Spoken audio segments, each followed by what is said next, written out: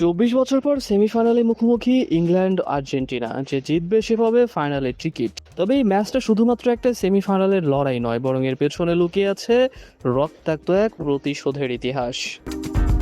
1982 সাল, দক্ষিণ আটলান্টিকের এক দ্বীপপুঞ্জ ফকল্যান্ড, যে দ্বীপটাকে আর্জেন্টিনারা বলতো মালভিনাস। এই দ্বীপ নিয়ে দুই দেশের মধ্যে লেগে যায় এক ভয়াবহ যুদ্ধ, আর সেই যুদ্ধে প্রাণ হারায় হাজার হাজার মানুষ।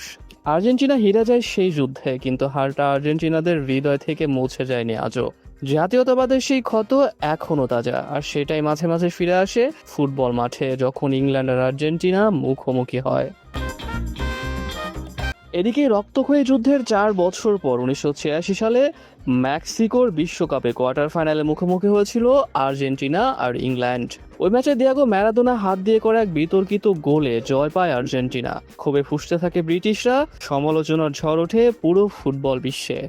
তবে আর্জেন্টিনার মানুষের কাছে সেই গোলটা ছিল প্রতিশোধের প্রতীক, ফকল্যান্ডের হারের জবাব, ফুটবল মাঠে দেওয়া এক নীরব উত্তর।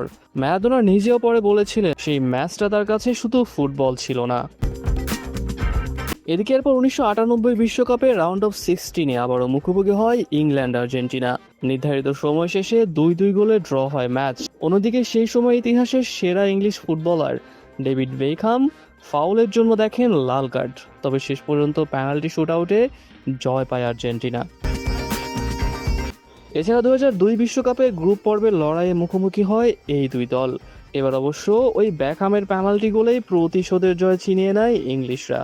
তাই তো আর্জেন্টিনা আর ইংল্যান্ডের প্রতিটা সাক্ষাতেই যেন রাজনীতি আর ইতিহাসে ছায়া পড়ে মাঠে। আর আজ 2026 বিশ্বকাপে 24 বছর পর আবারও মুখোমুখি এই দুই দল আটলান্টার মার্সিডিস বেঞ্চ স্টেডিয়ামে সেমিফাইনালের মঞ্চে। একদিকে মেসি, যিনি রূপকথার মতো বিশ্বকাপ ধরে রাখার লড়াইয়ে নেমেছেন, অন্যদিকে হ্যারি কেন আর জুড বেলিংহাম, যারা ইংল্যান্ডকে 60 বছর পর প্রথমবার ফাইনালে নেওয়ার স্বপ্ন দেখছে। খেলার আগে আর্জেন্টিনার ভাইস প্রেসিডেন্ট ইংলিশদের ডেকেছেন হানাদার বলে, যা আবারও মনে করিয়ে দিয়েছে সেই পুরনো ক্ষত এখনও শুকায়নি। এদিকে বাংলাদেশের কোটি কোটি আর্জেন্টাইন সমর্থকদের কাছে আজকের রাতটা শুধু একটা সেমিফাইনাল নয়, এটা ইতিহাস গড়বড় পুরনো এক লড়াইয়ের নতুন অধ্যায়।